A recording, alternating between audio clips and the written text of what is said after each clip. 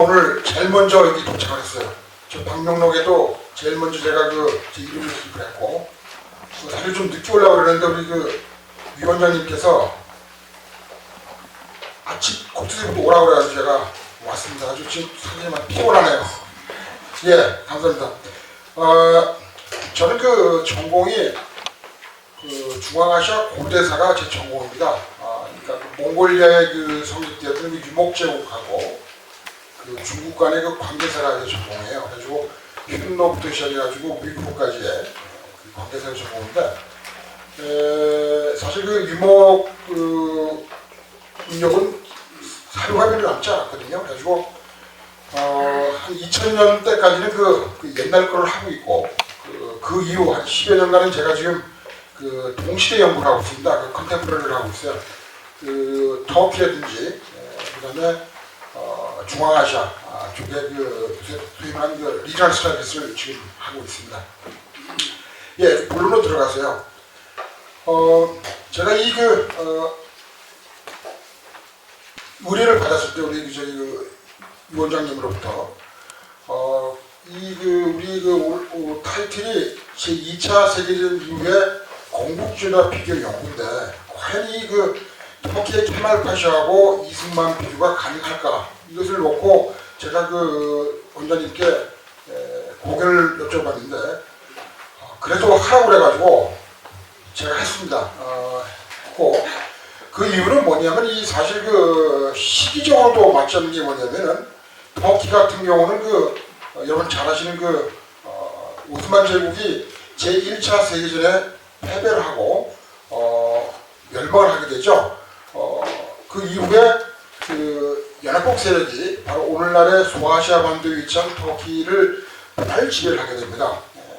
그렇게 되자 군인이었던 이 케말 파샤는 국민군을 조직해가지고 이 연합국 세력을 축출하고 오늘날의 소아시아 반도, 특히 아나톨리아라고 얘기하는데, 그걸 중심으로 해가지고 터키 공화국을 성립시키죠. 이승만 대통령 같은 경우는 주재하는 바입니다. 그래서 이것을 하라고 하시니까 하려고 노력했습니다. 그래서 어떻게 해야 될까 많이 생각을 했어요. 그래가지고 또 선생님께서 뭐라 하셨냐면은, 하나 샘플로 우리 이승만 연구에 한국에 석학에 갈 수 있는 우리 유명익 교수님의 샘플 논문을 주셨어요. 그래서 그러면 양 지도자, 양 나라의 건국의 원혼이었고, 물론 독재자는 공통점이 있습니다만, 이분들의 치적이 과연 어떤가, 이것을 좀 비교를 하면서 나중에 좀 이승만 대사 얘기를 좀 해보자는 결론을 내고 싶어서 이것을 시작을 하게 됐습니다. 그래서 사실 이승만 대통령의 치적의 이 내용은 이미 알려진 거, 물론 제가 개인적으로 참 좋은 게 뭐냐면, 요번 기회에 정말로 이 대통령을 몰랐는데, 물론 국내에서 가능된 거, 물론 세조 같은 논문 같은 건 영어 논문이다만 경제 쪽으로 볼 때 좀 많이 알게 됐어요. 그래가지고 사실 이 업적 분야는 유영익 선생님 하신 것보다 훨씬 더 많이 제가 보강을 해 놨습니다. 그래서 이건 여러분 잘 아시는 거고, 우리 케말 파샤의 치적에 대해서 좀 얘기를 하도록 하겠습니다. 우리 케말 파샤 하면은 흔히 근대화의 아버지라고 그러죠. 그래가지고 이 두 지도자를 제가 통치 이념하고, 그 다음에 정치, 외교, 경제, 교육 분야를 중심으로 살펴봤습니다. 그럼 154페이지에 가서 이 케말 파샤의 지적 중에 통치 이념에 대해서 제가 한번 읽어보도록 하겠습니다. 연합국가의 독립전쟁에 승리한 케말 파샤는 과거 오스만 제국의 유산을 청산하고 새로운 혁명적 민주주의 체제의 구축에 나섰습니다. 이러한 혁명적 민주주의적 체제는 새롭고 비교적 효율적인 근대적 중심을 창출했으며, 그 내부에서는 변동에 대한 새로운 지향이 발전하게 됩니다. 특히 그는 케말 민족주의라고 또는 아타투르크 민족주의라고 불리는 새로운 민족주의 개념을 창출했습니다. 그의 민족주의는 배타적이나 과격한 민족주의가 아니라 여타 민족주의와 상호 존중되고 공존할 수 있는 온건한 민족주의로 자유, 독립, 민주를 기초로 하며 개인적, 사회적 평등을 신성하고 불가침적으로 인지하며 잔존하는 이슬람적 충성심과 오스만적 충성심을 일수하여 종래의 이슬람주의와 투란주의의 혼란에 대처하고 터키 내 아나톨리아 조국에 대한 새로운 국민적 충성심으로 대처하는 데 그 목적을 두었던 것입니다. 그래서 그는 사회적, 문화적, 이질적 요소들을 근대화를 통해서 정리하는 한편 고유 민족 문화의 개발과 창달에 주력하면서 문화적, 사회적 동질성의 기초 위에 아나톨리아 터키 민족주의 정체성을 확립하고 이를 정착시키는 작업에 노력을 경주했습니다.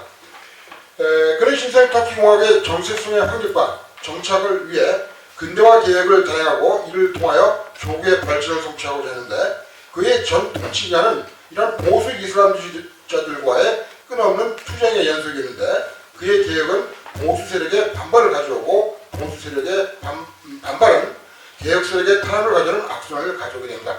자, 그래서 중요한 내용이 있는데 사실 제가 이 얘기를 터키에서 가서 하면은 뭐 잡혀갑니다. 잡혀가고 왜냐하면 터키에는 헌법을 초월하는 아타투르크 케말 파샤 특별품이 있습니다. 이미 이 아타투르크는 세속주의를 비롯하면서 공화국을 펼치면서 그 소련 수구주의자, 이슬람주의자들에 대한 가감한 숙청을 했습니다. 그래서 한 약 2만 명에 달하는 사람을 사실상 학살을 하고 집권한 인물이 바로 무스타파 케말 아타투르크라고 볼 수가 있습니다.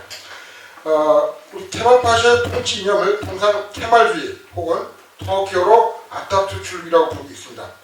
이 케말주의는 6개의 화살, 이걸 터키 말로 알토옥이라고 부르는데 현대 터키 공화국의 성격을 규정하기 위해서 대원칙이라고 할 수가 있습니다. 케말 파샤의 개혁 작업에서 나타난 케말주의는 실증주의와 합리주의, 계몽사상에 기초한 체계적 발전을 통해 현대적이고 민주주의며 세속적인 국가 건설을 완성하는 데 중요한 요소로 작용을 했습니다. 공화주의, 세속주의, 민족주의, 국가 통제주의, 인민주의, 개혁주의 등 6개의 기본 원칙으로 구성이 되어 있습니다.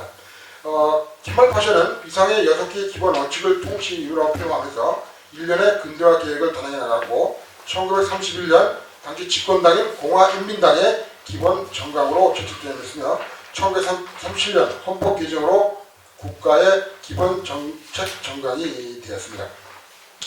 두 번째는 정치 분야의 취재입니다. 이게 바로 가장 대표적인 아테리의 취재이죠. 그래서 그러니까 근대화의 아버지라고 얘기하는데 바로 그 1924년에 있었던 소위 말하는 칼리프제, 아랍어로 할리파라고 하죠. 할리파제의 폐지였습니다. 이 칼리프제의 폐지는 이슬람사, 더 나아가서는 세계사 측면에서 볼때도 확실함적인 대사변이었다고 볼 수가 있습니다. 이로 인해 630년 예언자 무함마드 이사후 아부바크르가 초대 칼리프로 선출된 후 이때 이르러 이슬람 세계의 정신적 구심점이 사라지게 되었습니다. 따라서 이러한 칼리프제의 폐지는 케말 파샤가 행한 정치 분야의 최대의 업적으로 평가를 받고 있습니다. 좀 내려가세요. 케말 파샤는 공화국의 정체성을 확립하고 공화제 체제의 정책을 위하여 일련의 법제의 개념을 대입을 단행하게 됩니다. 주요 내용을 살펴보면 다음과 같습니다.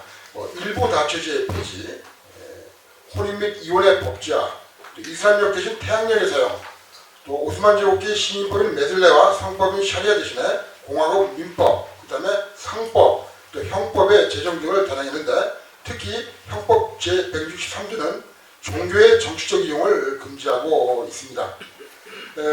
또한 케말 파샤는 그 여성의 지위 향상을 위한 근대적인 개혁 조치를 단행했습니다. 그 대표적인 조치가 새로운 법제의 도입을 통한 법제의 개혁이었습니다. 1926년 터키 국회는 스위스 민법을 토대로 새로운 민법을 제정했습니다. 여성의 지위 향상과 관련된 민법의 주요 조항들은 다음과 같습니다. 그리고 또 157페이지로 가세요.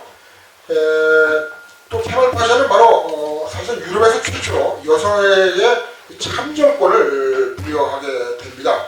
그래서 이러한 참정권 부여는 그 여성의 지위 향상을 위한 진보적인 개혁 입법이었고 당시 서구국가들에 비해서 획기적인 조치가 분명합니다. 하지만은 이것은 당시 그 독재 정권을 은폐하기 위해 한 일종의 그 심볼 매니플레이션에서 여성에게 참정권을 부여함으로써 서구 세계 일당 독재 정권의 이미지를 불식시킬 목적에서 행해진 조치였다고 평가가 됩니다. 그리고 이 1930년 총선에서 이미 총 17명의 여성 국회의원들이 배출되어 전체 의석중 4.5%를 여성이 점유하게 됩니다. 이 외교 분야는 쭉 보시면 되고 경제 지나가죠. 예. 그 다음에 교육 분야에 대한 그 지적이 있습니다. 159페이지입니다. 이 케말 파샤는 오스만 제국으로부터 유산으로 받은 종교적 성격을 지닌 교육 체제를 배치하는 동시에 민주적 주체성이 약한 교육 이념의 형성을 터키 민족의 영속적 존립과 부흥의 요소로 간주하고 교육 개혁을 추진해 나갔습니다. 교육 개혁은 교육 분야의 세속화 정책에서 시작되는데 교육기관 관리체제와 관리체제의 일원화 원칙을 적용하게 되었습니다. 과거 오스만 제국기에는 교육기관 가운데 이슬람 신학교와 그 하부 학교들은 종교부에 소속되었고 18세기 말부터 설립되기 시작한 서구식 교육기관은 교육부에 속해 있었기 때문에 교육기관이 이원적으로 관리가 되었습니다. 따라서 교육기관의 이원화는 그 사회 구성원과 사고체제의 이원을 주장하여 오스만 제국 근대화기의 사회적 발등 요인으로 작용하게 됩니다. 이로 인해서 케말 파샤는 1924년 3월 교육통일법을 발표하여 메드레스를 포함하는 종교학교를 해체시키고 모든 교육기관을 교육부 관리를 받게 함으로써 이론적인 관리체제가 확립이 됩니다. 이와 더불어 그는 여성교육의 중요성을 강조하면서 여성교육기관의 증설을 해나갑니다. 예를 들어 중등학교의 경우 터키 공화국이 선포된 1923년에는 총 70개 중등학교 중 이 학교는 하나도 존재하지 않았지만 1924년에는 남자 중학교는 56개로 감소했고 8개의 여자 중등학교가 신설되었고 그 다음에는 1925년에는 남자 중학교는 54개로 감소했고 여자 중학교가 7개가 중에서 총 15개가 됩니다. 이것 말고도 많은 그 새로운 그 교육기관을 만들게 되죠. 그리고 바로 그 1928년에 와서 흔히 얘기하는 그 문자 개혁을 단합니다. 이 오스만 제국기 같은 경우는 그 터키에는 자체 문자가 없었습니다. 그래서 그 아랍 문자를 빌렸어가지고 그들의 오스만 문자를 만들었었는데 여러분 잘 아시다시피 그 아랍어가 굉장히 어렵습니다. 저도 그 개인적 학문적으로 이 아랍어를 그 40이 넘어서 공부를 하다가 잘못하면 저 정신병원에 갈 뻔했습니다. 가지고 그러니까 우리 그 국민정음 창제할 때는 같은 얘기예요. 막 나란 말씀이 등기에 나란 문자를 그 시기죠. 해가지고 이 문자를 버리고 소위 말하는 라틴 문자를 창제를 하게 되죠. 그 1928년에 그 문자개혁법의 도입으로 남성은 물론 여성의 문명 탈퇴에 결정적인 기회를 하게 됩니다. 아랍 문자를 차용해 오스만어를 사용하던 터키에서 오늘날의 라틴 문자로의 문자개혁법이 도입되기 1년 전인 1927년에는 전체 국민 89%가 문명자였습니다. 그 여성의 경우는 95%가 문명자였습니다. 문자개혁이 시행된 지 7년째인 1935년에 문명률이 남성은 70.6.5%, 여성은 90.19%로 낮아지게 됩니다. 이런 문명률의 하락은 사회 발전에 기여하는 결정적인 요인으로 작용하게 됩니다. 이와 더불어 그는 그 터키 민족문화의 원료가 되는 언어, 역사, 민속 등의 연구와 창들에 크게 중심을 두어 이 터키 어학계라든지 터키 역사학계를 설립시켰는데 이는 바로 민족 정체성의 확립을 위한 업적으로 평가됩니다. 동시에 유라시아 대륙에 산지에 있는 투르크족의 문화를 전 세계에 널리 알리게 하는 업적으로 세계사적인 의의를 갖는다고 볼 수 있습니다. 좀 주로 결론으로 한번 가세요. 이승만은 여러분 다 아시는 얘기죠. 예, 본고에서는 터키의 케말 파샤, 한국의 이승만 두 정치주자의 통치 이념과 정치, 외교, 경제, 교육 분야의 치적에 대해서 살펴봤습니다. 오늘날 터키에서 케말 파샤는 마치 북한에서 김일성, 김정일, 김정은 3대 세습의 개인 우상화가 진행되고 있는 것처럼 살아있는 신이라고 불릴 만큼 절대적인 위치에서 터키 국민의 수왕이